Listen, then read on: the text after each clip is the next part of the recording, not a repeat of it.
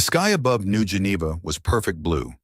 3 suns hung in the morning sky, casting gentle shadows across the festival grounds. Children ran between colorful tents, their laughter mixing with music that played from speakers hidden among the trees. Parents watched with tired smiles, holding drinks and talking about nothing important. It was the festival of first steps, the day when humanity celebrated the children who would grow up on worlds far from Earth. Ambassador Helena Vasquez remembered bringing her own daughter to this festival 20 years ago. Now that daughter had children of her own, and they were somewhere in this crowd, probably eating too much candy and begging for toys. Helena smiled at the thought as she prepared for her transport to the Galactic Council meeting. "Ambassador, your shuttle is ready," her assistant called. Helena took one last look at the festival. 400,000 people had gathered on the Great Plains outside the capital city. Most of them were families. Most of them were children. She could hear them singing the old Earth songs that humans always sang at gatherings like this. She never saw them again. The Varaxian fleet emerged from hyperspace without warning. 12 massive warships appeared in the sky like dark clouds blocking the suns. The people below looked up in confusion. The Varaxians had no business in this system. They were competitors with humanity, yes, but not enemies. Not yet. The bombardment began 18 seconds after the ships arrived. Plasma fire rained down on the festival grounds. The first strikes hit the center of the gathering, where the main stage had been set up for the children's choir performance. The sound of singing turned to screaming in an instant. Parents grabbed their children and ran, but there was nowhere to run. The Varaxian ships moved in a careful pattern, their targeting computers ensuring that no section of the festival went untouched. Helena's shuttle had just cleared the atmosphere when the attack began. She watched through the viewport as fire consumed the land below. She tried to contact the surface, but all communications had gone dead. She tried to contact the orbital defense platforms, but they had been destroyed in the first seconds of the attack. The Varaxians had planned this carefully. The bombardment lasted 18 minutes. When it ended, the Varaxian fleet jumped back into hyperspace without a single transmission, without a single demand, without a single explanation. They had done what they came to do and saw no reason to stay. Where 400,000 people had gathered to celebrate life, there was now only ash and silence. Helena's shuttle turned back toward the surface, but there was nothing to return to. The rescue teams that arrived hours later found no survivors. The Varaxians had used weapons designed to ensure complete destruction. They had not come to conquer or capture. They had come to send a message. The news reached Earth within hours. It spread across human space like a wave of cold water. People stopped what they were doing and stared at screens showing images of the destruction. They read the names of the dead as they scrolled past. Too many names to comprehend. They saw the pictures of the children who had been playing just hours before. And then came the Varaxian announcement. The Varaxian Dominion released a statement claiming responsibility for the attack. They called it a necessary correction of human expansion into territories the Varaxians considered their own. They expected humanity to respond by withdrawing from 3 contested star systems. They expected negotiations and eventual surrender of the disputed areas. They had calculated, based on 2 centuries of human behavior, that humans would choose peace over conflict. They had made a terrible mistake. Helena Vasquez stood in the great chamber of the Galactic Council, surrounded by representatives of 100 different species. The Varaxian ambassador, a tall creature with gray skin and too many eyes, was speaking with confidence about the new reality of galactic politics. He explained that humanity had overextended itself and that the Dominion had simply reminded them of their place. The other species watched carefully. Some of them had similar thoughts about humanity. The humans were soft, they believed, good at medicine and teaching and building, but not suited for the harsh realities of galactic competition. Perhaps the Varaxians had done what others had been too cautious to do. Helena waited until the Varaxian finished speaking. Then she stood and the chamber went quiet. 400,000 people, she said. Her voice was steady. Including 150,000 children, my grandchildren among them. The Varaxian ambassador showed no reaction. Regrettable casualties of political necessity, he said. Humanity should have respected our territorial claims. You forced our hand. Helena looked at him for a long moment. The other ambassadors noticed something strange. The human woman's face had changed. The diplomatic smile was gone. Something else had taken its place. Something very old and very cold. "You have made a terrible mistake," Helena said. "Not because we will destroy you, though we will. Not because we will make you suffer, though you will. You made a mistake because you woke something that we have spent 200 years trying to keep asleep." She pressed a button on her console. "As of this moment, all human diplomatic personnel are recalled from all worlds. All human aid programs are suspended. All human ships are returning to human space. Our borders are closed until further notice." The chamber erupted in confusion. Species that depended on human medical technology began to panic. Trade partners calculated the economic damage. Military strategists wondered what the humans were planning. The Varaxian ambassador laughed. "You see," he said to the assembly, "they retreat, they hide. This is the human response to strength. They are not warriors. They are prey animals pretending to be people." Helena gathered her materials and walked toward the exit. She stopped at the door and turned back. "In my culture," she said, "there is an old saying, 'Beware the anger of a patient man.' You have been dealing with humanity's patience for 2 centuries. You have mistaken our gentleness for weakness. You have assumed that because we chose peace, we were incapable of war." She looked directly at the Varaxian ambassador. "My grandchildren died singing. They were singing about hope and friendship between species. They believed in a galaxy where people could live together in peace. You killed that belief along with them. Now you will meet the humans who exist when hope is dead." She left the chamber without another word. On Earth, President Maria Santos addressed a silent world. Every screen on every human world showed her face. Behind her stood military commanders who had not worn their uniforms in decades. Their eyes were hard. "Today we activate Protocol Prometheus," the president said. "This protocol was established by our founders when humanity first reached for the stars. They hoped it would never be needed. They prepared for the day when it would be." Across human space, things began to change. Mining facilities on remote moons opened to reveal shipyards that had been building warships in secret for 200 years. Agricultural worlds revealed underground factories producing weapons that human scientists had designed but never deployed. Training academies that humanity claimed were schools for emergency response personnel began issuing real assignments. Marcus Chen was tending his garden when the notification arrived. He was 73 years old and had spent the last 30 years growing vegetables on a quiet farming world. His neighbors knew him as a gentle man who gave away most of his harvest to families who needed it. His grandchildren thought of him as the grandfather who told silly jokes and made the best dumplings in the colony. They did not know that Marcus Chen had once been Fleet Admiral Chen, commander of humanity's secret military forces. They did not know that his farming world sat above one of the largest hidden shipyards in human space. They did not know that the man who spent his mornings pulling weeds had spent his nights running war simulations against every major power in the galaxy. Marcus read the notification twice. Then he went inside and opened a closet that had been locked for 30 years. His old uniform hung there, perfectly preserved. His rank insignia had been updated remotely as the protocols required. He was still Fleet Admiral. He had always been Fleet Admiral. His granddaughter Sarah found him standing in front of the mirror, wearing the uniform. She had never seen him look like this. The gentle farmer was gone. The man in the mirror had eyes that had seen terrible things and was prepared to see terrible things again. "Grandfather," she said, "what is happening?" Marcus turned to her. Sarah was 25 years old and had trained her whole life for this moment without knowing it. The emergency response training she had received since childhood was actually military training in disguise. The strategic games her grandfather had taught her were actually tactical simulations. Everything had been preparation. "New Geneva," Marcus said. "You saw the news?" Sarah nodded. Her eyes were wet. She had friends on New Geneva. Everyone knew someone who had been at the festival.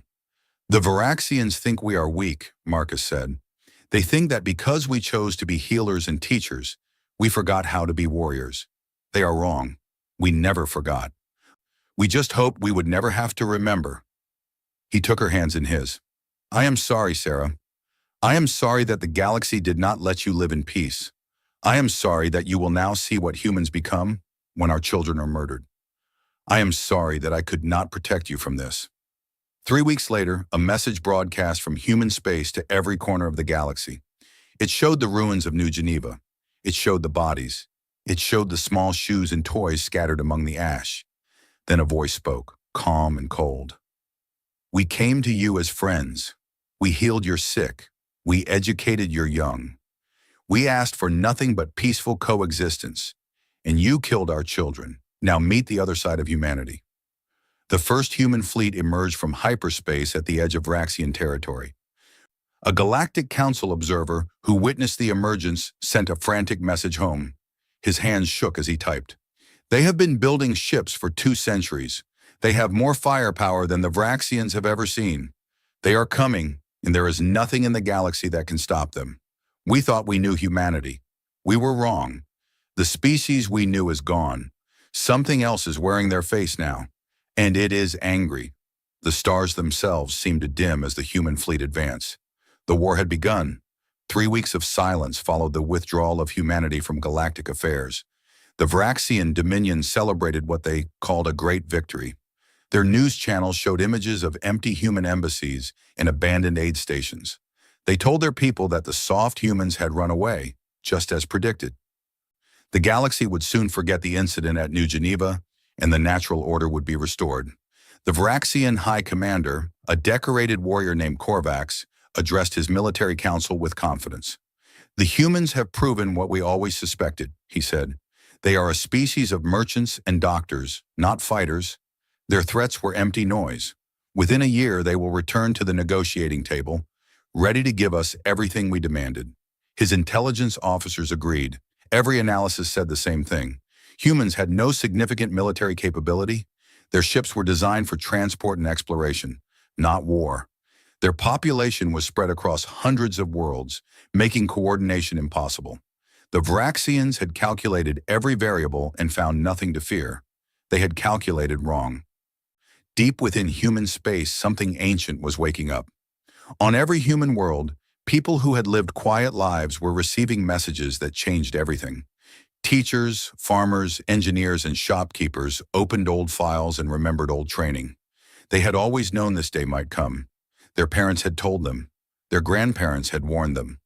Now the preparation was over, and the real work would begin. Fleet Admiral Marcus Chen stood in the command center of the battleship Prometheus, named for the protocol that had brought it out of hiding. The ship was one of 3,000 that had emerged from secret construction facilities across human space. 3,000 warships built over 2 centuries, maintained by skeleton crews who had sworn oaths of secrecy, equipped with weapons that had never been tested in actual combat. Until now. Admiral, all fleet elements report ready, his executive officer announced. Awaiting your orders. Marcus looked at the tactical display. The first wave would consist of 500 ships, more than enough to overwhelm the Vraxian border defenses.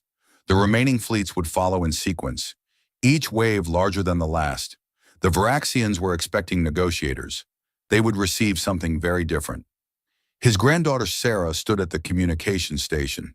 She had graduated from basic officer training just 2 weeks ago, part of the accelerated program that was turning millions of civilians into soldiers. Her hands were steady on the controls, but Marcus could see the fear behind her eyes. Good.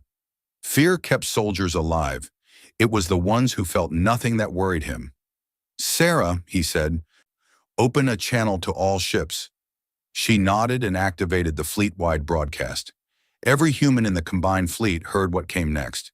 200 years ago, our ancestors left Earth and found a galaxy full of wonders and dangers. They could have become conquerors like so many species before them. They chose instead to become builders. They created a civilization based on healing and teaching and peaceful cooperation. They believed that if humans showed the galaxy kindness, the galaxy would show kindness in return. Marcus paused, letting the silence speak for itself. 3 weeks ago, the Vraxian Dominion killed 400,000 of our people, including 150,000 children, because they believed our kindness was weakness. They believed that centuries of peace had made us forget how to fight. They were wrong. He stood straighter, his voice hardening. Humanity did not forget. We never forgot. We simply hoped we would never need to remember. That hope died on New Geneva along with our children. Today we stop hoping. Today we remember. Today the galaxy learns what humanity becomes when our children are murdered. The channel closed. The fleet began to move. On the Varaxian border world of Corvath Prime, Defense Commander Thrax was reviewing routine reports when his sensors screamed warnings. He stared at the display, certain there must be an error. 500 contacts had appeared at the edge of the system. 500 ships, each larger than anything in the Varaxian fleet. "That is impossible," he whispered. "They have no military." His communications officer looked up with fear in his eyes. "Commander, we are receiving a transmission from the human fleet." On screen, a human face appeared. It was a woman, young but with eyes that seemed much older. She wore a military uniform that Thrax had never seen before, decorated with symbols that meant nothing to him. "This is Lieutenant Sarah Chen of the United Human Fleet," the woman said. "You have 1 hour to evacuate all military personnel from this system. Any ships that remain after that time will be destroyed. Any ships that surrender will be treated according to galactic conventions. You have 1 hour. I suggest you use it wisely." The transmission ended. Thrax stood frozen for a moment, then began shouting orders. His fleet of 40 ships was already launching, preparing to defend the system. 40 against 500. Even Thrax knew those odds were hopeless. He sent a desperate message to the Varaxian High Command. "Human fleet has entered Corvath system. Request immediate reinforcement. This is not a raid. This is an invasion." The response from High Command came 20 minutes later. "Hold position. Reinforcements en route. The humans are bluffing. They have no capability for sustained combat." Thrax watched his tactical display as the human fleet advanced. They moved with perfect coordination, each ship maintaining exact distance from its neighbors. This was not the movement of inexperienced crews. This was the movement of forces that had trained for decades. When the hour expired, Thrax gave the order to attack. His 40 ships charged toward the human line, weapons blazing. The humans did not respond at first. They simply absorbed the incoming fire with shields that glowed bright blue but did not fail. Then they returned fire. The battle lasted 12 minutes. 12 minutes to destroy 38 Varaxian warships. 2 ships had surrendered and were taken intact. Thrax himself died on the bridge of his flagship, still trying to understand how everything had gone so wrong. News of the Corvath defeat reached the Varaxian homeworld within hours. High Commander Corvax dismissed it as an ambush, a lucky strike against an unprepared garrison. He ordered the main battle fleet to assemble and crush the human invaders. He did not know that similar battles were happening on every border world. He did not know that human fleets were emerging at dozens of points along Varaxian space. He did not know that the species he had dismissed as weak was systematically dismantling his empire's defenses like a surgeon removing a tumor. On Earth, President Santos monitored the campaign from the Global Command Center. Casualty reports scrolled across her screens. Human losses were minimal. Varaxian losses were catastrophic. The war was proceeding exactly as the simulations had predicted. A message arrived from Ambassador Helena Vasquez, who had rejoined the Galactic Council to observe their reactions. "The other species are terrified," Helena wrote. "They had no idea. None of them had any idea. The Solari ambassador told me they always suspected, but even they are shocked by the scale. The question everyone is asking is the same. What else have the humans been hiding?" The answer to that question arrived at the Varaxian homeworld 3 weeks into the campaign. A single human ship appeared in orbit around Varaxia Prime, but it was not like the warships that had devastated the border fleets. This ship was enormous, larger than any station the Varaxians had ever built. It hung in the sky like a moon that had wandered too close. High Commander Corvax ordered every available ship to attack. 300 vessels opened fire on the giant craft. The ship's shields absorbed the bombardment without visible effect. Then it spoke. "I am the carrier Prometheus, flagship of the United Human Fleet. I carry no weapons. I carry no soldiers. I carry a message." The ship broadcast directly to every screen on the Varaxian homeworld. Civilians looked up at the impossible craft and listened. "Your leaders told you that humans were weak. Your leaders told you that attacking New Geneva was a political necessity. Your leaders told you that we would retreat and surrender. Your leaders lied. Images began to play. The festival of first steps, children singing, families dancing, then the attack, the fire, the ash, the small bodies. 150,000 children died because your leaders believed that kindness was weakness. They were wrong. Humans chose to be kind because we know what we are capable of when kindness fails. Your leaders have now awakened that capability. The broadcast shifted to show the burning wreckage of Varaxian warships across a dozen star systems. It showed military bases reduced to rubble and orbital stations drifting lifeless in space. We have not attacked your civilians. We have not bombarded your cities. We have not killed your children. We could. We have the capability to sterilize every world in your empire. We have weapons your scientists cannot imagine. We have chosen not to use them. The carrier Prometheus began to withdraw. This is not mercy. This is a demonstration. We want you to understand exactly what we could do and exactly what we are choosing not to do. Your leaders made war on our children. We are making war on your military. See the difference. Remember the difference. Tell your leaders to remember the difference when they decide whether to continue fighting or to surrender. The giant ship jumped into hyperspace and vanished. On the surface, Varaxian citizens stood in the streets, staring at the empty sky. They had believed their leaders. They had celebrated the attack on New Geneva. Now they understood the truth. They had not attacked a weak species. They had attacked a sleeping giant and had only just begun to feel its anger. High Commander Korvax received reports from every front, defeat after defeat. His entire border defense network destroyed in less than a month. Supply lines cut, communications disrupted. The humans were not just winning. They were winning with such precision that it seemed almost scripted. How? He demanded of his intelligence officers. How do they know exactly where to strike? How do they predict our every movement? The answer came from an analyst who had been studying human culture for decades. They have been running war simulations against us for 200 years, she said.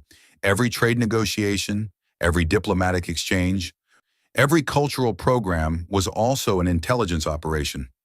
They know everything about us, our tactics, our strategies, our weaknesses. They have planned for this war since the day they entered the galaxy. Korvax stared at her. Then why did they not attack first? If they had this power, why did they wait? The analyst shook her head. Because they did not want to use it. They truly wanted peace. They hoped we would never give them a reason to fight. But we did. We killed their children, and now they will not stop until they have made absolutely certain that it can never happen again. Outside the windows, the Varaxian sun was setting. Somewhere beyond that sunset, human fleets were advancing, and there was nothing the Varaxians could do to stop them. 6 months after the attack on New Geneva, the Varaxian dominion was broken. Their once proud military had been reduced to scattered remnants hiding in asteroid fields and abandoned stations. Their economy had collapsed as human forces cut every supply line and trade route. Their government was fragmenting as regional governors blamed each other for the disaster. High Commander Korvax sat in his bunker beneath the capital city of Raxia Prime, staring at reports that seemed more like nightmares than military documents. Every offensive had failed. Every defensive line had crumbled. The humans seemed to know exactly where to strike and exactly when to strike.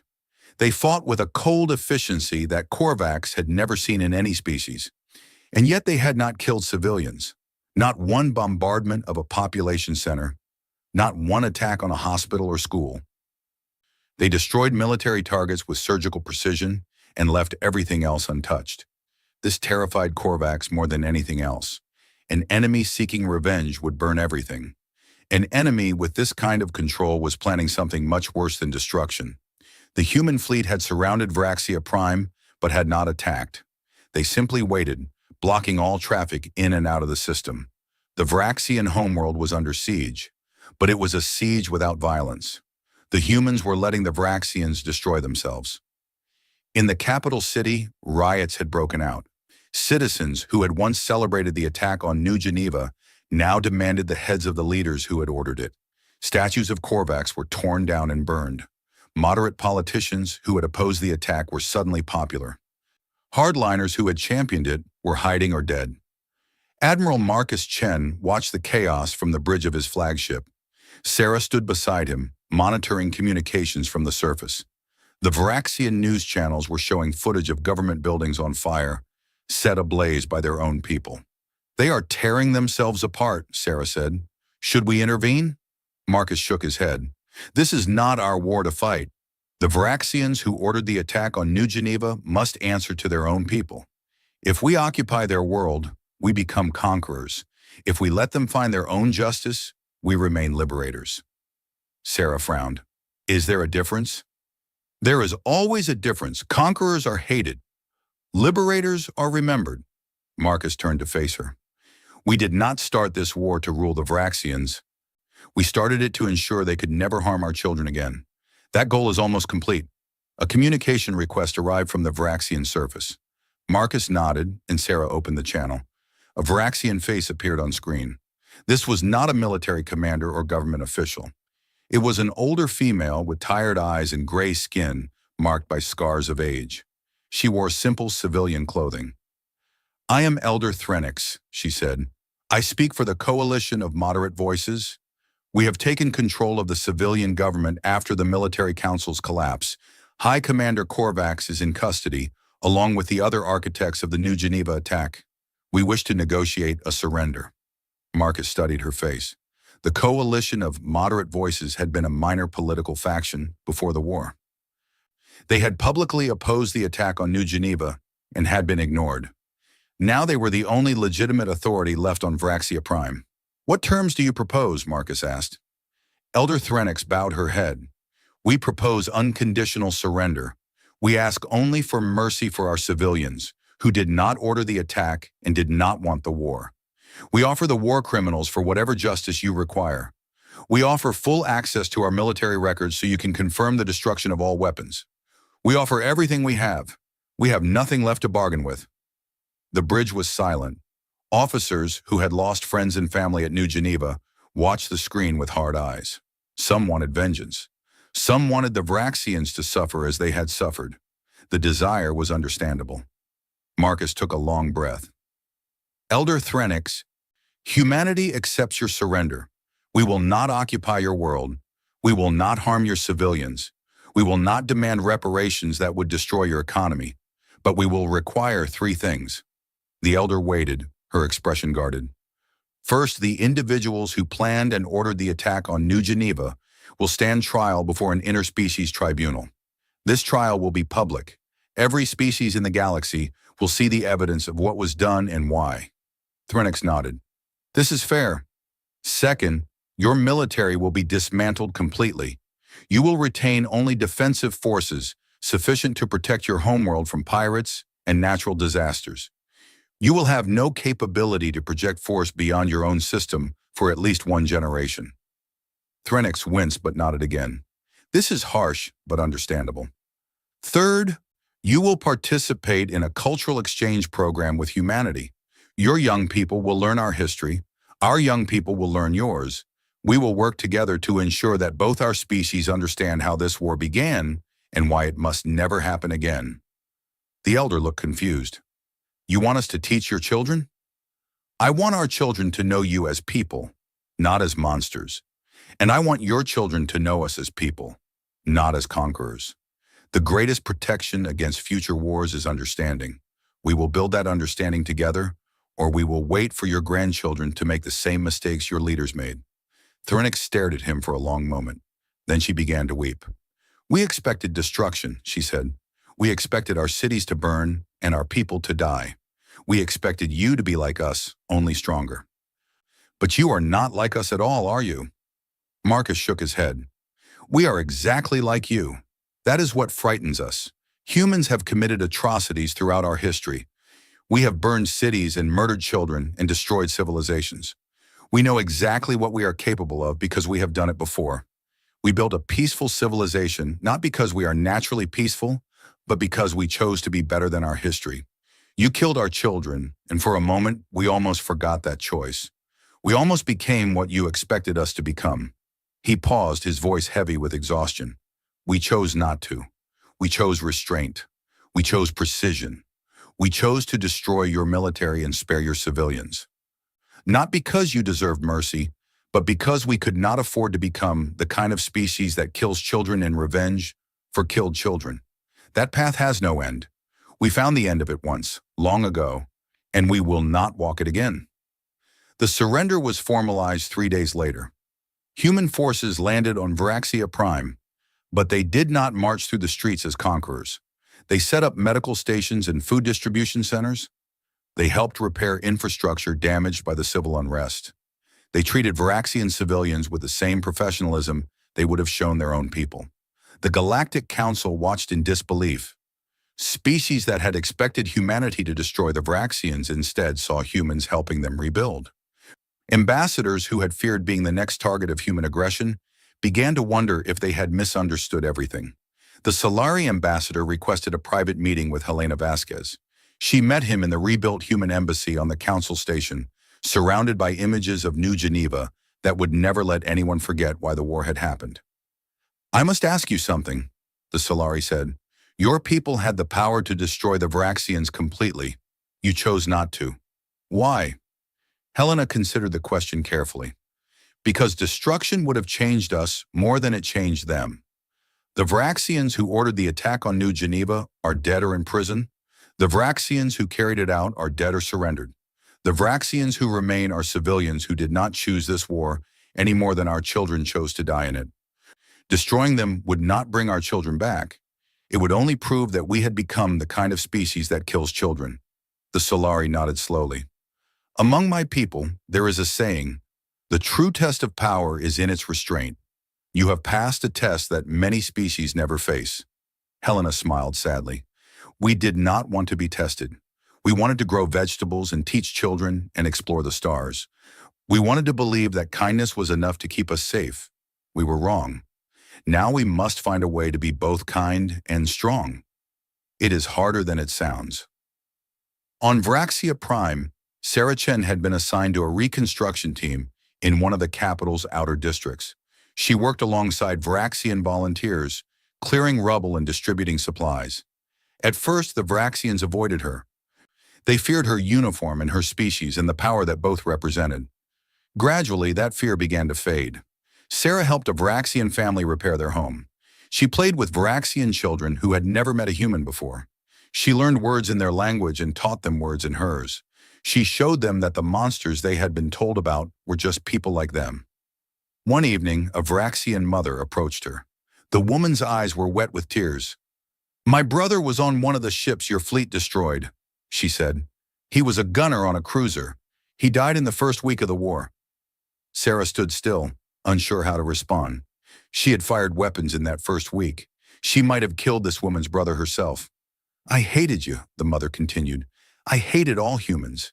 You took my brother from me, and I wanted every one of you to die."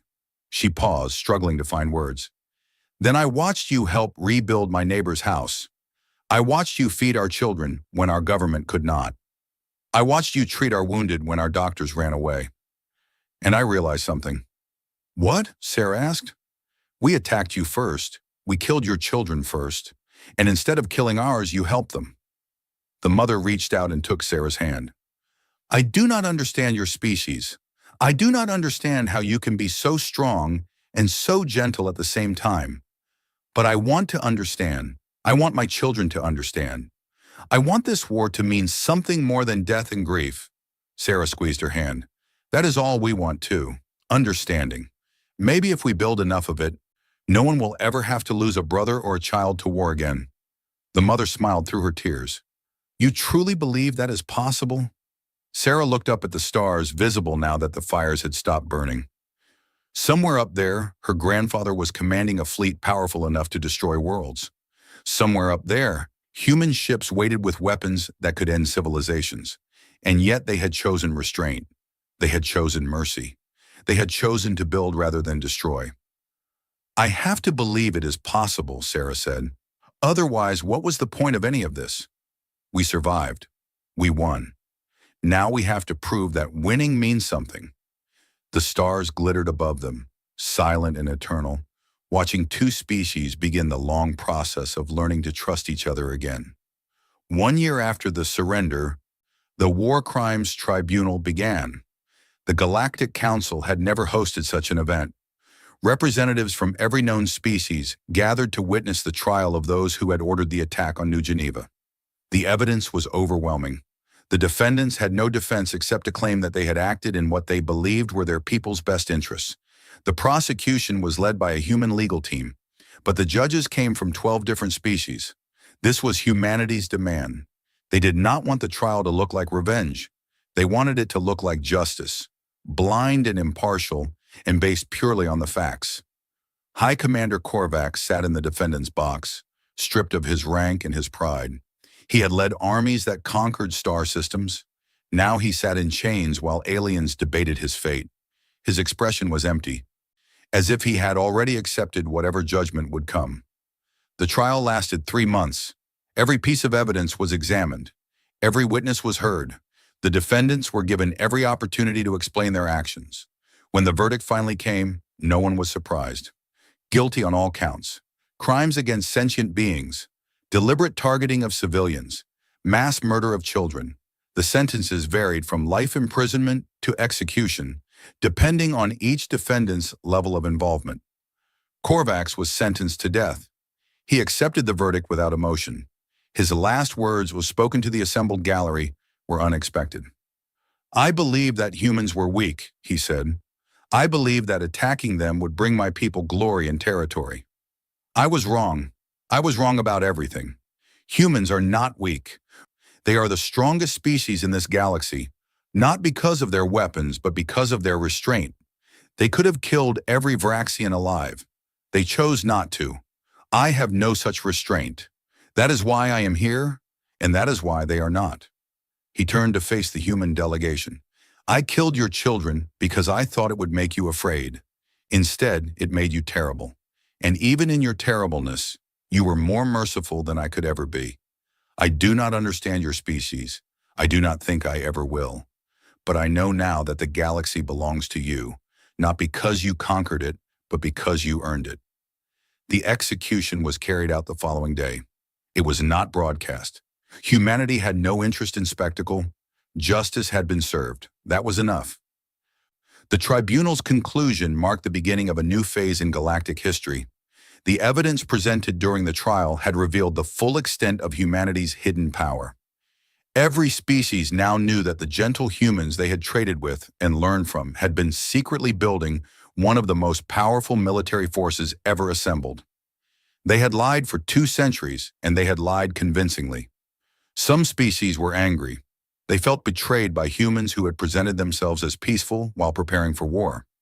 The Calori Confederation filed a formal complaint with the Galactic Council, accusing humanity of deception and demanding that they dismantle their military.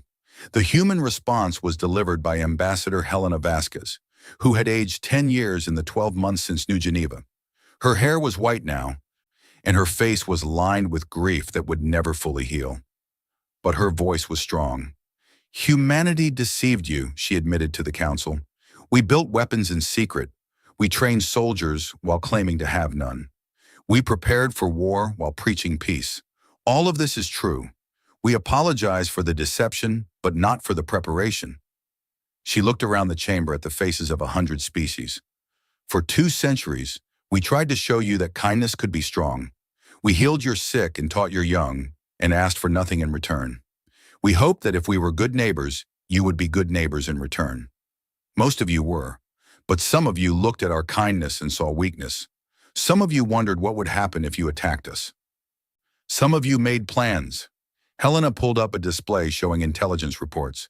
"We know about those plans. We have always known. The Vraxians were not the only species that considered attacking human space. They were simply the first to act. Our deception was not malicious. It was protective. We hid our weapons because we hoped never to use them. We revealed them only when we had no other choice." She turned off the display. "If we had been honest about our military from the beginning, many species would have seen us as a threat to be destroyed. We would have spent 2 centuries fighting wars instead of building schools. More children would have died, both human and alien. Our deception was the price of peace. We paid it willingly. The Kalori ambassador rose to respond. And what assurance do we have that you will not use these weapons against us? You have proven that you can hide your true capabilities. How do we know you are not hiding something even worse? Helena smiled sadly. You do not know. That is the honest answer. We could be hiding weapons that make our current fleet look like toys. We could have plans to conquer every species in the galaxy. We could be waiting for the right moment to strike. The chamber went very quiet. But if that were true, Helena continued, why did we spare the Vraxians? We had every justification to destroy them. Our people demanded revenge. Our military had the capability to deliver it. We chose restraint instead, not because we are weak, but because we refuse to become monsters. She spread her hands. This is the only assurance we can offer. We will not attack anyone who does not attack us first. We will respond to aggression with overwhelming force, but we will always stop short of genocide. We will be terrible enemies and loyal friends. The choice of which we become belongs to you. The council debated for weeks. In the end, they reached no consensus. Some species accepted humanity's explanation and continued their partnerships. Others withdrew to consider their options. A few began building their own secret military programs, determined never to be caught unprepared again. Admiral Marcus Chen retired from active duty 6 months after the tribunal. He returned to his farm and resumed growing vegetables. His uniform went back into the closet, though this time it was not locked. There would be no more hiding. Everyone knew what he was and what he had done. Sarah visited him on the anniversary of New Geneva. She was a commander now, responsible for a humanitarian mission on a Vraxian colony world. The reconstruction was going well. Schools had reopened. Hospitals were functioning. Vraxian children were learning to read from human teachers who had volunteered for the program. They sat on the porch of his farmhouse, watching the sunset paint the sky in shades of orange and purple. The garden stretched out before them, rows of vegetables growing in peaceful soil. It was hard to believe that the man who had commanded fleets capable of destroying worlds now spent his days pulling weeds. Do you ever regret it? Sarah asked. Coming out of retirement, fighting the war. Marcus considered the question. I regret that the war was necessary. I regret that we could not find another way. I regret every life that was lost on both sides, including the Vraxian lives. But do I regret my part in it? No. Someone had to do it. Someone had to lead the response that ensured our children would be safe. He looked at his hands, calloused from farming, but still capable of operating the most advanced military systems ever built. I spent 30 years growing vegetables and hoping the war would never come. When it came, I did what I had been trained to do. Now I am back to growing vegetables and hoping I never have to fight again. Sarah nodded slowly. The Vraxian children on my mission do not know what happened at New Geneva. They are too young. They only know humans as the teachers who help them learn and the doctors who make them well. Sometimes I think that is the most important work we can do. Building new memories to replace the old ones. Marcus smiled. That is why we fight, not for revenge, not for glory. We fight so that the next generation can live in peace. If we do our job well, your children will never have to know what it feels like to command a warship. They will think of war as something from history books, not as something that happens in their lifetime. Do you think that is possible? Marcus looked up at the stars, just beginning to appear in the darkening sky. I hope so. I have spent my whole life preparing for war while hoping for peace. Now I am an old man with dirt under his fingernails and memories of battles I wish I could forget. If my service means anything, it means that young people like you can focus on building instead of destroying. That is enough for me. Sarah reached over and took his hand. Thank you, grandfather, for everything. They sat together in silence, watching the stars emerge. Somewhere out there, human ships still patrolled the border between human space and the territories that had once belonged to the Vraxian Dominion. Somewhere out there, diplomats were negotiating new treaties and establishing new relationships. Somewhere out there, the galaxy was slowly coming to terms with the reality of human power. But here on this quiet farm, an old warrior and his granddaughter simply watched the sunset and allowed themselves to hope that the darkness they had fought would never return. The night deepened around them. peaceful and still. In the morning, Sarah would return to her mission, and Marcus would return to his garden. The work of healing would continue one day at a time, one generation at a time. That was the human way. That had always been the human way. Even in darkness, they planted seeds and waited for the light. 5 years had passed since the attack on New Geneva. The galaxy had changed in ways that no one could have predicted. The old Galactic Council had dissolved, its authority undermined by years of ineffective responses to conflicts that had nearly torn civilization apart. In its place rose the Galactic Union, a new organization built on principles that humanity had insisted upon. The Union's headquarters orbited a neutral world chosen specifically because no species had ever claimed it. The station was massive, large enough to house representatives from every known civilization. At its center stood a memorial that every visitor was required to pass. It showed images from New Geneva, children playing, families gathering, the moment before everything changed. Below the images, names scrolled endlessly. 400,000 names, a reminder of what had started it all. Ambassador Sarah Chen stood before the Union Assembly, preparing to deliver her first address as humanity's chief representative. She had come a long way from the young officer who had watched her grandfather lead fleets to war. Now she was the face of human diplomacy, the person responsible for ensuring that the sacrifices of the past would not be forgotten. The assembly chamber was full. Representatives from 100 species watched her with expressions ranging from respect to suspicion to open curiosity. They knew who she was. They knew her family's role in the war. They knew that the woman standing before them had personally helped rebuild Vraxian communities that her grandfather's forces had devastated. "Thank you for this opportunity to address the Union," Sarah began. "I stand before you as a representative of humanity, but also as a witness to the events that brought us here. I was there when the war began. I was there when it ended. I watched my people transform from peaceful neighbors into the most effective military force the galaxy had ever seen. And I watched them choose to stop." She paused, letting her words settle. 5 years ago, the Varaxian Dominion killed 400,000 human civilians, including 150,000 children. They believed this would make us afraid. They believed we would retreat and surrender and accept whatever terms they offered. They were wrong. But they were not wrong in the way they expected. Sarah pulled up a display showing the human fleet at its peak strength. Thousands of ships, weapons beyond counting, the combined might of a civilization that had been preparing for war since the day it reached the stars. We could have destroyed them. Every military analysis agrees on this point.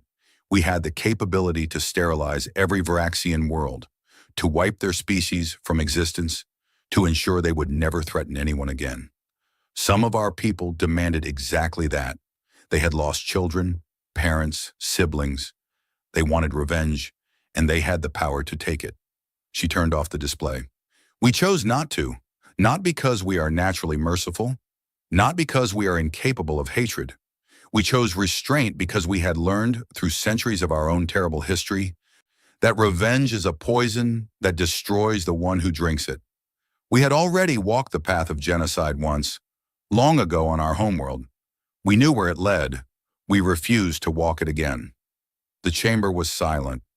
Species that had expected a triumphant speech about human superiority found themselves listening to something very different. Today, I want to talk about what comes next. The war is over. The criminals have been punished. The Varaxians are rebuilding under new leadership.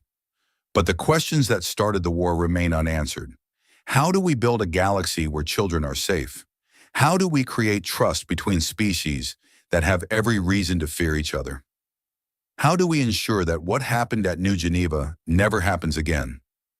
Sarah stepped away from the podium and walked among the representatives. She stopped before the Varaxian delegation, a group of young reformers who had risen to power after the old government collapsed. The Varaxians are here today as members of the Union. Many of you questioned this decision. Why should we trust the species that murdered our children?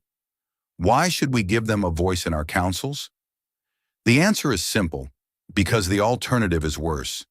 If we exclude them, we teach them that redemption is impossible. If we punish the innocent for the crimes of the guilty, we become no better than the ones we defeated. She moved to the center of the chamber. Humanity has learned many lessons from this war. We learned that our kindness was not enough to keep us safe. We learned that some species will always see gentleness as weakness. We learned that peace must be protected by strength, even if that strength is never used. But we also learned something else, something more important. Sarah looked around the chamber, meeting the eyes of representatives from species that had feared humanity, species that had envied humanity, species that had wondered what humans were really capable of. We learned that our greatest strength is not our weapons or our fleets or our technology. Our greatest strength is our ability to choose. We can choose to destroy or to rebuild. We can choose to hate or to forgive. We can choose to become monsters or to remain human. Every day we make that choice. Every day we decide what kind of species we want to be. She returned to the podium. The new Geneva Accords, which form the foundation of this union, require every member species to protect children above all else. Any attack on children, by any species, will be met with the united response of all others. This is not just a law, it is a promise that what happened to our children will never happen to anyone's children again. Sarah's voice softened. I lost cousins at New Geneva. My grandfather lost his son and grandchildren. Ambassador Helena Vasquez, who led our diplomatic efforts during the war, lost her entire family. We carry that grief every day. We will carry it until we die. But we refuse to let that grief define us. We refuse to let it turn us into the very thing we fought against. She looked directly at the Vraxian delegation. To the Vraxians, I say this: you are not your parents. You are not the ones who ordered the attack. You have the opportunity to build something new, to prove that your species can be more than its worst moment. We will help you if you let us. Not because you deserve it, but because the alternative is a galaxy where species are forever defined by their failures. That is not the galaxy we want to live in. She turned to the broader assembly. To everyone else, I say this: humanity is not your enemy. We are not your masters. We are your neighbors, your partners, your friends. We have shown you our darkness because we wanted you to understand our light. We have shown you what we are capable of because we wanted you to know that when we choose peace, we choose it deliberately, knowing the full cost and the full alternative. Sarah raised her hand toward the memorial visible through the chamber's windows. 400,000 people died so that this union could exist, not because we wanted them to die, not because their deaths were necessary. They died because someone believed that killing children was an acceptable political tactic. We built this union to ensure that no one ever believes that again. We built it on the graves of our children, and we will defend it with everything we have. She lowered her hand. But we will not defend it with hatred. We will not defend it with revenge. We will defend it with justice, with compassion, and with the unyielding determination to be better than our worst instincts. That is what humanity offers the galaxy. Not our strength, not our technology. Our choice. Our daily, deliberate, difficult choice to be kind in a universe that does not reward kindness. Sarah took a deep breath. We showed you our darkness so you would understand our light. The darkness is always there. It will always be there. But the light is a choice. Every species in this chamber has the same choice. Every day you decide whether to build or destroy, whether to trust or fear, whether to reach out your hand in friendship or close it into a fist. She smiled, and for a moment she looked like the young officer she had once been, full of hope despite everything she had seen. Choose wisely. Choose kindness. Choose trust. Choose to build a galaxy where children can grow up without fear. That is what our children would have wanted. That is what they were singing about on the day they died. They believed in a galaxy where species could live together in peace. Let us build that galaxy in their memory. Sarah stepped back from the podium. The chamber was silent for a long moment. Then slowly the representatives began to stand. First the humans, then the Solari.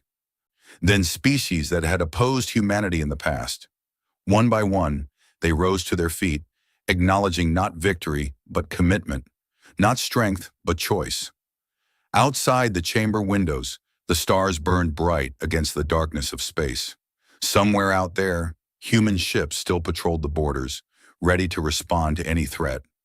But here, in this chamber, something else was being built. Something that might last longer than any fleet or weapon or empire. A promise, a hope, a choice made together by species that had every reason to fear each other, but chose to trust instead. The Union's work was just beginning. There would be setbacks and failures and moments when the old hatreds threatened to return. But today at least the galaxy had chosen a different path. Today at least the children of New Geneva had not died in vain. Sarah Chen looked out at the stars and allowed herself to believe that her cousins, wherever they were, would be proud of what their deaths had built. Not a monument to grief, not a memorial to hatred, but a living, breathing commitment to ensuring that no species would ever again have to bury its children because of another's cruelty. That was humanity's gift to the galaxy. Not their weapons, not their technology, their choice, their endless, patient, determined choice to be better than their worst moments. The light of distant suns filled the chamber as the session concluded. Outside, the galaxy waited, and somewhere in that vast darkness, seeds that had been planted in blood and grief were finally beginning to grow toward the light. The war was over, the healing had begun, and humanity, as always, had chosen hope.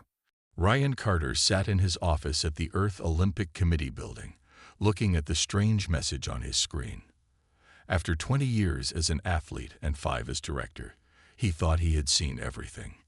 He was wrong. An invitation to the Galactic Olympics, he muttered, running a hand through his graying hair. This has to be a joke. The door opened, and his assistant walked in. "Sir, there are some visitors here to see you." Before Ryan could respond, 3 beings entered his office. 2 were clearly guards, tall with bluish skin and 4 arms each. Between them stood a slender figure with silver skin and large almond-shaped eyes. "Director Carter," the silver being said in perfect English, "I am Ambassador Zixis Talik of the Vesperian Empire and representative of the Galactic Council. The invitation you received is genuine." Ryan stood up slowly. "You're telling me there's an Olympic Games for the entire galaxy, and Earth has been invited?" "Precisely," Zix Talik said. "Your species achieved faster than light travel last year. This is the minimum requirement for participation. The Games occur every 50 years. You are fortunate. The next competition begins in 6 months." News of the aliens spread quickly. Within days, crowds gathered outside the Olympic Committee headquarters as world leaders debated how to respond. Most agreed humanity needed to attend. Lisa Donovan was eating lunch in her university lab when her phone rang. The physicist nearly choked on her sandwich when she heard Ryan Carter's voice. "Dr. Donovan, we need your expertise. The aliens have provided equipment and rules for the Galactic Olympics. We need someone who understands both the science and sports aspects." 3 days later, Lisa stood in a large warehouse, surrounded by strange devices. "This is incredible," she said, examining what looked like a metal hoop that floated in midair.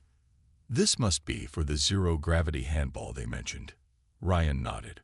"We have 6 months to prepare for games that other species have been competing in for thousands of years. At least they're letting us participate in just 12 events instead of all 50, Lisa said. "Small mercy," Ryan replied. "We need to assemble our team immediately." Over the next week, they selected Earth's finest athletes. Amanda Wells, a pentathlon champion known for her adaptability, became team captain. John Martinez, who had both Olympic medals and Navy SEAL training, took charge of physical conditioning. The aliens provided simulation pods to practice events impossible to replicate on Earth. As the athletes tested the equipment, strange things began to happen. Amanda emerged from a simulation pod with a nosebleed. "Something felt wrong in there," she said, like the gravity kept shifting more than the program said it would. John's endurance training results suddenly declined after using alien monitoring equipment. 3 other athletes developed mysterious rashes. Kyle Bennett, a former wrestler who also worked in cybersecurity, approached Ryan after hours. "I found something," he whispered, showing Ryan his tablet. Encrypted transmissions being sent from our facility to somewhere off-planet. Lisa confirmed his suspicions the next day. These alien devices are emitting radiation specifically tuned to human biology, she said. It's subtle, but it's affecting our athletes. They're sabotaging us before we even start, Ryan said. But why invite us just to make us fail? Lisa asked. Perhaps to humiliate us, Kyle suggested. Show the galaxy that humans aren't ready. Ryan looked at the training facility, where athletes continued to work despite the setbacks. Then we need a new plan. We'll keep using their equipment in public, but we'll develop our own methods in secret. The U.S. Intrepid has been assigned as our transport, Lisa said. We leave in 4 months. Ryan nodded. That gives us time. Let them think their tricks are working. When we reach the Galactic Olympics, they'll learn something important about humans. What's that? Kyle asked. We don't give up easily, Ryan said, watching Amanda push through another training session despite her obvious discomfort. And we definitely don't like being cheated. The mountain air was crisp at the training facility in Colorado. Hidden among pine trees, the complex had once been a military base. Now it housed Earth's first galactic Olympic team. Amanda Wells led 20 athletes through morning exercises. Her blonde hair was tied back tightly as she demonstrated a complex movement pattern. Again, she said firmly, the zero-gravity events will test your spatial awareness. Your body needs to understand rotation without the help of inner ear signals. John Martinez watched from the sidelines, marking notes on a tablet. His dark eyes missed nothing. When one athlete showed signs of fatigue, John stepped in. Pace yourself, Steve, he said quietly. This is a marathon, not a sprint. In a separate building, Lisa Donovan studied alien sports equipment. She had created a sealed room where she could examine the devices safely. Found another one, she said to Kyle Bennett, who sat at a computer nearby. She pointed to a small device, hidden inside what appeared to be an alien treadmill. This emits radiation that affects human balance centers. Kyle nodded, his fingers typing rapidly. That makes 7 sabotaged pieces of equipment. I've been tracking the transmissions. They're definitely sending data back to someone. Ryan Carter entered the room, his face showing signs of stress. Any progress with our secret training? He asked. Lisa smiled. Yes, I've created clean versions of their equipment. No signals, no radiation. The team can use them in the underground facility. And I set up dummy data to feed into the alien monitoring systems, Kyle added. As far as they can tell, our athletes are performing at about 60% of their true capabilities. Ryan looked relieved. Good. The Verspirians check in daily. Ambassador Dzexitalik seems very interested in our progress. Too interested, Lisa said. Outside, the athletes began testing alien simulation pods. These pods were meant to prepare them for environments impossible to recreate on Earth. Amanda stepped into one first. Inside the pod, strange lights swirled around her. The floor disappeared, and Amanda found herself floating. This was supposed to be standard gravity training, but something felt wrong. The gravity became crushing, then nearly zero, in unpredictable patterns. Amanda forced herself to adapt, fighting against the changing forces. When she emerged 30 minutes later, she was drenched in sweat but smiling. Report, John asked, helping her sit down. They changed the program again, Amanda said quietly, making sure no alien observers were nearby. It was set to random fluctuations instead of the gradual changes listed in the specifications. John made a note, just like yesterday. Steve, you're next, but remember what we practiced underground. At dinner that night, the team gathered in the cafeteria. The mood was quiet but determined. Ryan stood to address them.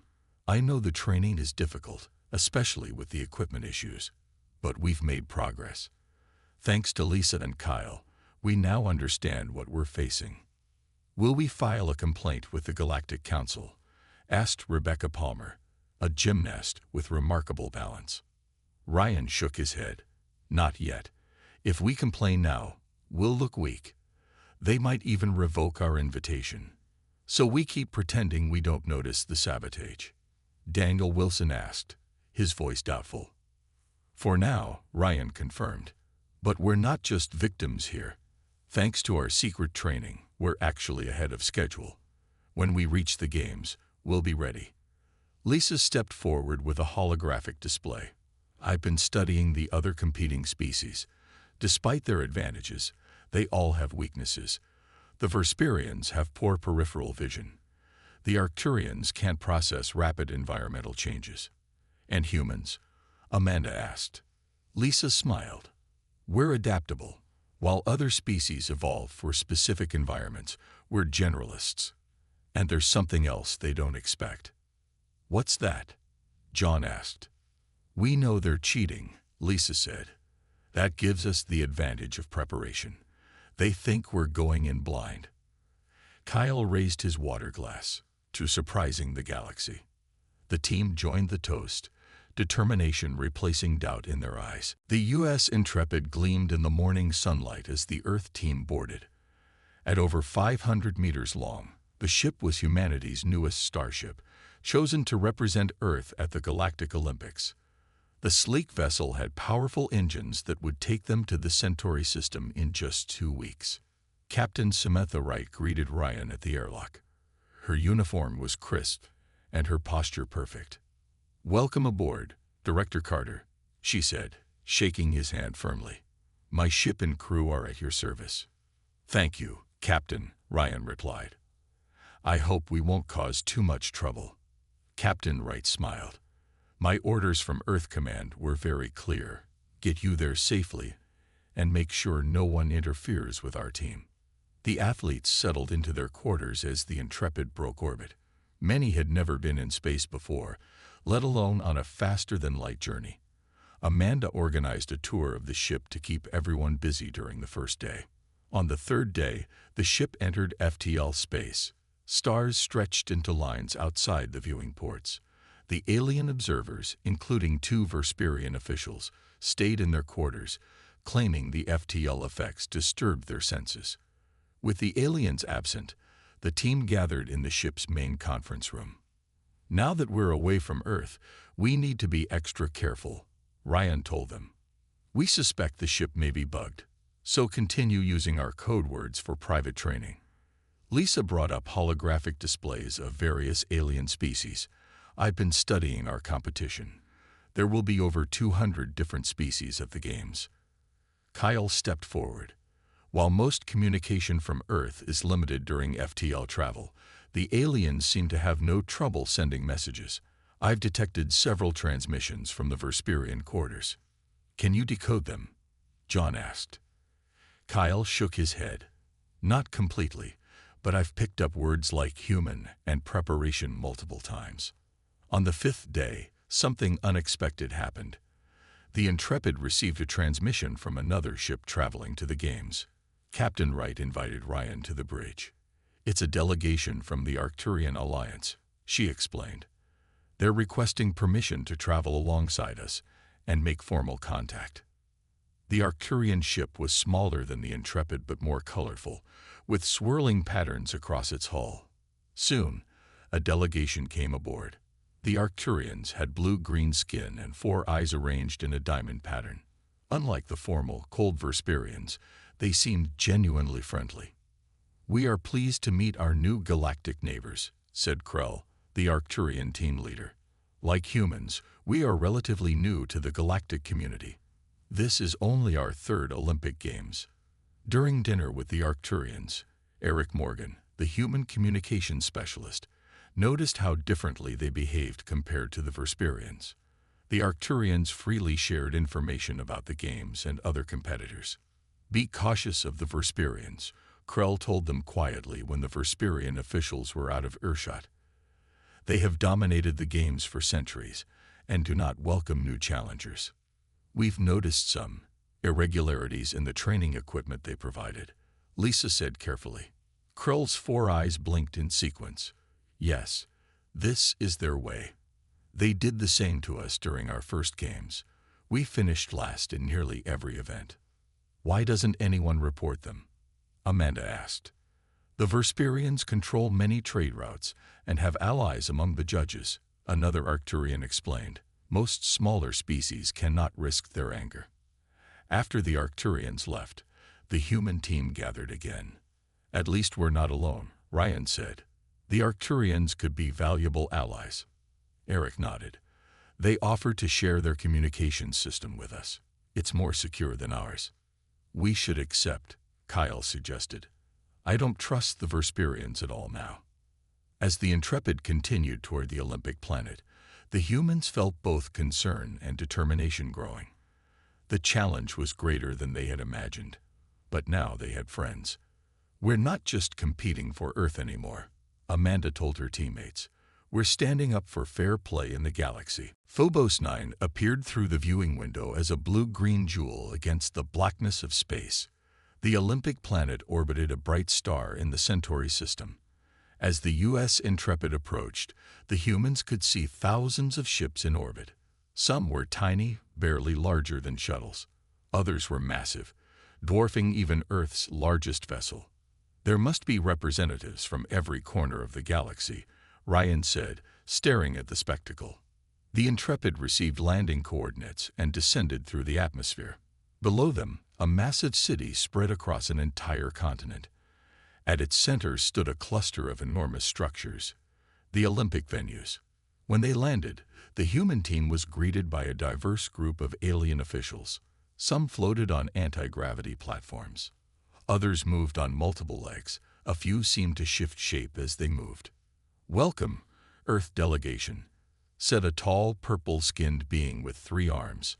"I am Jax Norvo, Chief Coordinator of the 527th Galactic Olympics. Your quarters are prepared. The opening ceremony begins in 6 hours."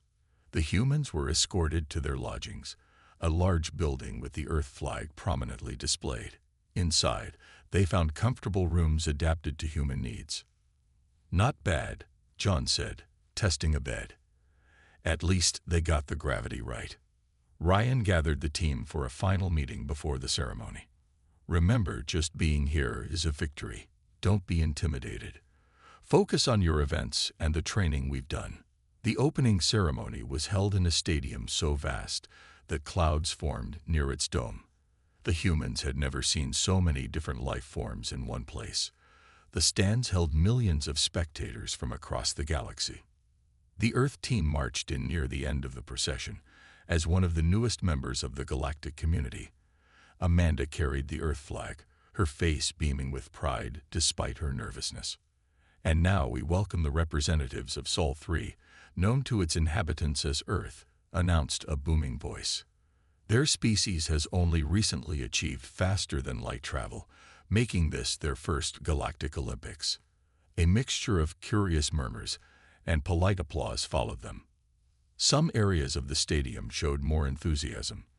Looking up, Amanda noticed a section filled with blue-green Arcturians cheering loudly. The team was surprised to find they had supporters. Small groups of beings from various species approached them after the ceremony, expressing good wishes. "We are the Proxima Coalition," explained a small fox-like alien, newer species that believe in fair competition. "We have been watching Earth with interest." The first events began the next morning. Amanda was scheduled for zero-gravity gymnastics, a combination of dance and acrobatics performed in a sphere with varying gravity fields. As she prepared, she noticed something wrong with her suit.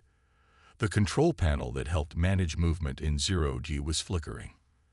"The calibration is off," Lisa said, examining it quickly. "Someone tampered with it." There was no time for a full repair. "Can you make it work at all?" Amanda asked. Lisa adjusted some settings. "It's not perfect, but it should function. You'll have to compensate manually for the drift." Amanda entered the sphere, where judges from 7 different species watched. The first competitor, a graceful Verspirian, had just completed a flawless routine. When Amanda's turn came, she immediately felt the suit fighting her movements. The gravity field shifted unpredictably, making her planned routine impossible. Instead of panicking, She adapted, using the erratic gravity to create new movements. Her routine became less technical, but more creative than planned. When she finished, the scoreboard showed mixed results. Some judges gave her excellent scores, others barely passing marks. She finished in 4th place out of 12 competitors. That was amazing, Ryan told her afterward. Under the circumstances, 4th place is a victory. John competed next in the endurance run, a 30-kilometer course through environments with different atmospheres. Minutes before the race, he discovered his oxygen levels in his breathing apparatus had been reduced. "Someone's playing dirty," he muttered, making quick adjustments. Despite the sabotage, John finished the race in 5th place, earning respectful nods from competitors from older spacefaring nations. The human team was proving more resilient than the Vesperians had expected. Lisa Donovan's temporary lab inside the Earth quarters buzzed with activity. Screens displayed data from the first 2 days of competition. Kyle hunched over a computer, analyzing video recordings of various events. "Look at this," Lisa said, pointing to a scan of a Vesperian athlete. "Their muscle density changed during the event. That's not natural." Kyle nodded. "And here, in the mental projection race, the Vesperian competitor's brain activity shows patterns consistent with technological enhancement. They had been collecting evidence of cheating since arriving on Phobos 9. What started as suspicion was becoming certainty. The Vesperians were systematically breaking the rules." "We need to show this to Ryan," Lisa said. They found Ryan meeting with Michelle Garcia, the diplomatic attaché who had been building relationships with other species. Her dark hair was pulled back tightly, and her expression was serious. "The Arcturians shared some interesting information," Michelle told them. "The Vesperians have been genetically modifying their athletes beyond what's allowed in the rulebook." Ryan sighed.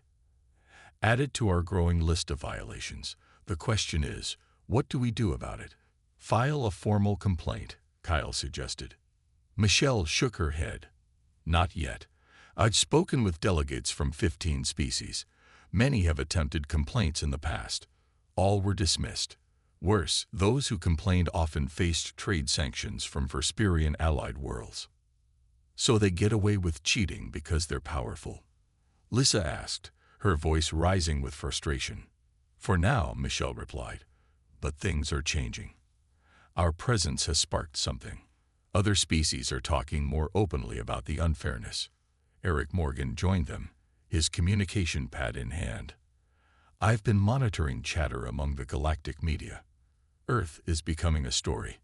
They're calling us the underdogs who refuse to quit." Ryan paced the room. "We need more evidence, and we need allies." "I have an idea," Kyle said. "Captain Wright can use the Intrepid sensors to gather data that can't be tampered with. The ship's systems are more advanced than anything we've brought to the planet's surface." "Good thinking," Ryan agreed. "Meanwhile, we keep competing and building our case." The next day, Rebecca Palmer represented Earth in the gravity shift relay. Competitors had to race while gravity changed direction and intensity every few seconds. To everyone's surprise, Rebecca finished 3rd, earning Earth's first medal, a bronze. "Humans have excellent vestibular systems," Lisa explained to the curious Arcturians who came to congratulate the team. "Our inner ear adapts quickly to changes in orientation." The Vesperians were visibly upset. Ambassador Zixtalik approached Ryan after the event, silver skin gleaming under the stadium lights. "An unexpected result," Zixtalik said smoothly. "Perhaps your species has hidden talents." "Nothing hidden," Ryan replied. "We're just adaptable." Zixtalik's large eyes narrowed. "Adaptability only goes so far. Tomorrow's events require precision and experience that cannot be improvised." The threat was thinly veiled. That night, the human quarters were subjected to a power outage that lasted 3 hours. The environmental systems fluctuated, making sleep difficult. Despite feeling tired, Daniel Wilson competed in the tactical thinking competition the next day. The event required competitors to solve complex strategic problems under time pressure. The Vesperian competitor used traditional approaches taught in galactic academies for centuries. Daniel, however, thought differently. His unorthodox solutions confused not only his opponents but also some of the judges. When the scores were tallied, Daniel had placed second. Earth now had a silver medal to add to Rebecca's bronze. The human success was attracting more attention. A small crowd gathered outside Earth's quarters, beings from dozens of worlds wanting to meet the newcomers who were defying expectations. Michelle used the opportunity to strengthen alliances. We're gathering evidence of rule violations, she told trusted representatives from the Proxima Coalition. Are you willing to stand with us when the time comes? The fox-like alien nodded. For too long, we have accepted the Vesperians' dominance. Perhaps it took Earth's fresh perspective to show us what we already knew. The system is corrupt. As the first week of competition ended, the Vesperians led the medal count, but Earth's story was spreading through the Olympic Village.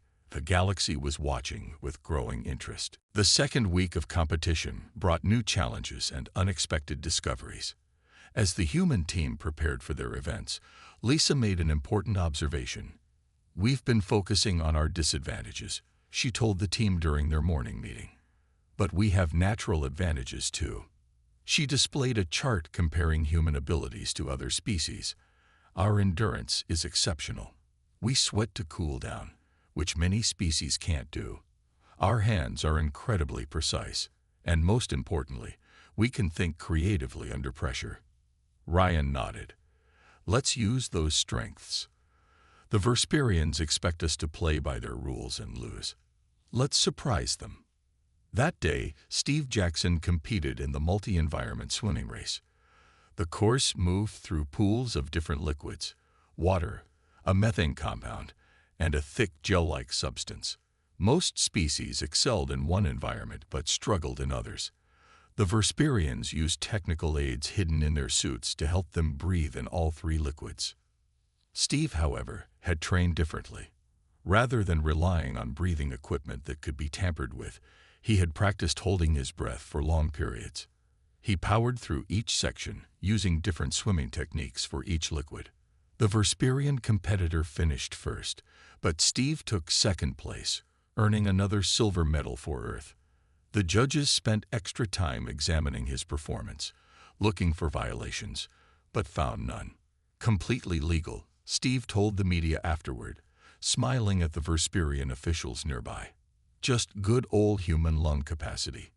News of Earth's unusual approaches spread through the Olympic Village. Other species began asking the humans for training advice. Some even began adopting Earth techniques, focusing on adaptability rather than specialization. The Vesperians responded by increasing their interference. During the high-gravity weightlifting event, John's support suit mysteriously malfunctioned. Instead of withdrawing, he competed without it, earning respect even though he placed sixth.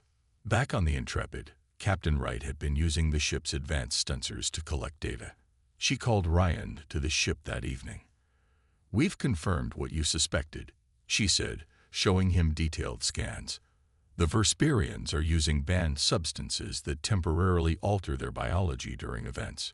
They also have micro-implants that enhance performance." "This is solid proof," Ryan said. "But will it be enough?" "There's more," Samantha added.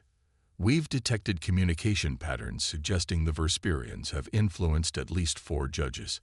They're sending coded messages during events." This evidence was added to their growing file. Kyle encrypted everything, making copies for their allies in the Proxima Coalition. Meanwhile, the Vesperians were becoming increasingly hostile.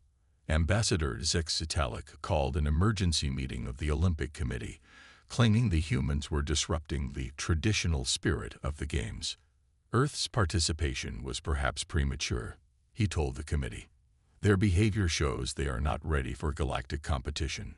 Michelle attended the meeting as Earth's representative. She spoke calmly but firmly in response. "We came to compete fairly," she said. "If adapting to challenges and finding creative solutions is against the spirit of the Games, perhaps the spirit needs reconsidering." Her words resonated with many representatives from younger spacefaring nations. The Arcturians openly supported her position. Earth has brought fresh perspective, Krell stated. We see no violations in their methods. The committee took no action, but tension was building. The final days of competition would be crucial. That night, Amanda gathered the team. We've proven we can compete, she said, but we need to do more than that. We need to win at least one gold medal to show that fair play can triumph over cheating. The team focused on their remaining events.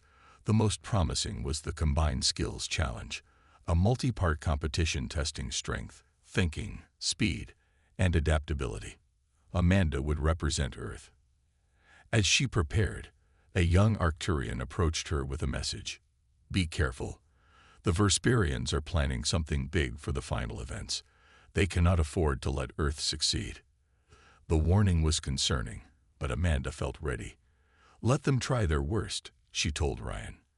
Humans perform best when the odds are against us. The multi-environment obstacle course was the most prestigious event of the Galactic Olympics. It combined all the skills needed for survival across different worlds. The stadium was packed with spectators from hundreds of species, all eager to watch the final major competition before the closing ceremony. Kyle and Eric had spent the night setting up special monitoring equipment with help from their Arcturian allies. Hidden cameras would record every angle of the competition. If the Vesperians try anything today, we'll catch it, Kyle told Ryan. The course itself was impressive. It started with a water section, followed by a low-gravity climbing wall, then a high-gravity running track. After that came a maze filled with varying atmospheric conditions, and finally a puzzle section that required both physical and mental skills. 8 competitors had qualified for the final, including Amanda and the Vesperian champion, Zenter. Zenter had won this event in the last 3 Olympics, and the Vesperians made sure everyone knew it.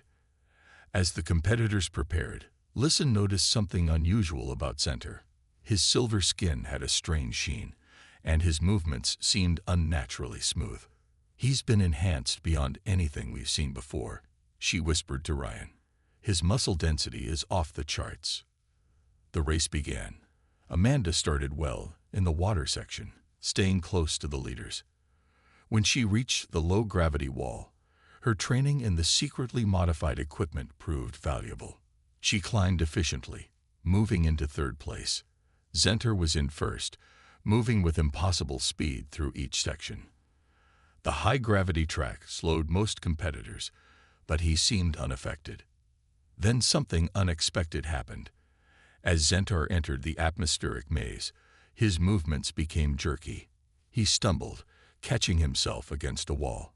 For a moment, his silver skin rippled strangely, as if something underneath was shifting. His enhancements are malfunctioning, Lisa said, eyes wide. Amanda passed another competitor, moving into 2nd place. She navigated the maze methodically, adjusting her breathing for each atmospheric chamber. The gap between her and Zenter narrowed.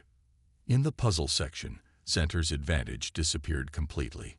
He struggled to focus, his hand shaking as he tried to solve the first challenge. Amanda worked steadily, her mind clear despite the physical exertion.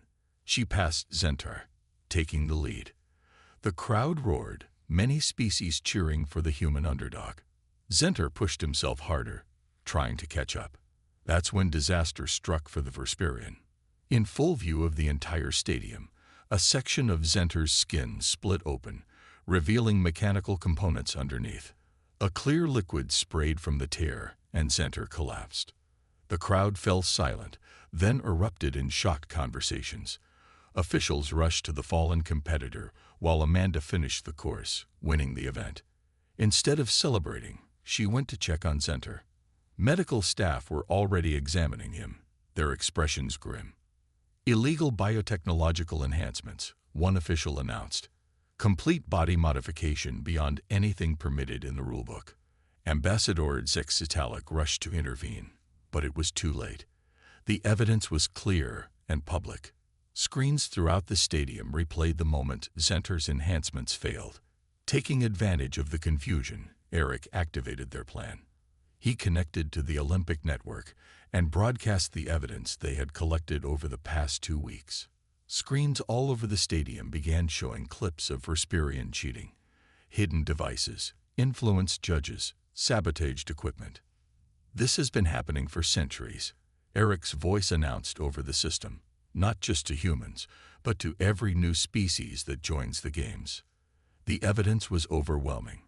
Representatives from dozens of species demanded action. The Galactic Olympic Committee called an emergency session right there in the stadium. Ryan and Michelle represented Earth, joined by leaders from the Arcturians and other members of the Proxima Coalition. "We came to compete fairly," Ryan told the committee. "Instead, we found a system designed to keep new species from succeeding. This isn't just about Earth, it's about the integrity of the games themselves." The committee chair, a respected elder from a neutral species, looked troubled. "These allegations are serious. We will conduct a full investigation immediately."